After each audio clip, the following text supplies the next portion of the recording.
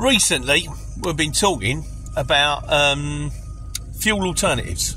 So, you know, diesel's never cheap, is it really?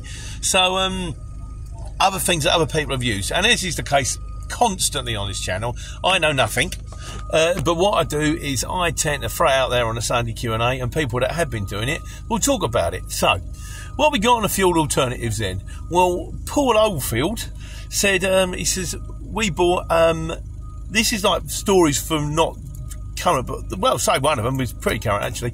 He says, we bought a chip oil converter kit off eBay. He says, 150 quid. On this kit, you get a 50-gallon drum, 5 25-litre buckets, some filters, and a heating element, and some methanol to add to the mix, kind of thing. He says you stick that in, it works out about 28p a litre. He said we bought this broken down vehicle. I can't remember what it was, at 1.9 feet or something or other. He said we ran that from London to Glasgow and then back to London again. He said it worked out about 40 quid return trip in the motor, like, you know. So he said the downside to this is you have to change the oil filters, the filters a lot more, and B, your van does have a tendency to smell a little bit like shit. So that's your chip oil. Godzilla also says rapeseed oil. He said back in the strikes in the 90s, we were running rapeseed oil. He said at first I was putting like 75 to 90% of it in the motor. Because there was a strike, you couldn't get hold of the diesel. He said then we got the diesel, then we started throwing it in 50-50.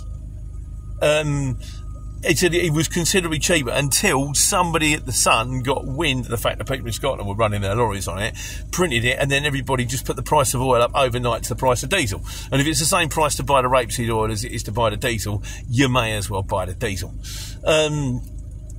Yeah, and also there seems to be a tendency. Also, Neptune Couriers says, what was one he was using? Central heating oil.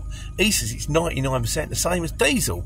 He says, but all right in the old engines, not the same in the new engines, because they've got a lot more additives and stuff like that. And the new engines are a little bit more sort of, you know, a bit more fussy, aren't they? Really. Also, I think it has a dye in it, as a red dye, but it's not illegal to have a dye in. I know people that said, you know, if you're getting your diesel nicked all the time, just put some red food colour in it. Because then people won't drain it, because you can't sell it because it looks like red diesel. But at the same time, if you get pulled over and it's red, yeah, I'll put food dye in it to stop them nicking it. They'll take it away, they'll test it, they'll come back and go, yeah, that's not red diesel, that's proper diesel. And also, if you've got diesel receipts to show for it, I don't know if that quite washes, like, you know, but I think Godzilla says something similar. You could throw a little bit of dirty diesel in there and say, oh, I've got a leak from a tank or something like that that's gone in there. So that was that. And finally, Dale Steele on Avgas. Avgas, I believe, is something to do with kind of, that's to do with aeroplanes and stuff like that. He says he's actually done a YouTube video on this. Dale, give me a thing on the Sunday Q&A. I'll put a link in.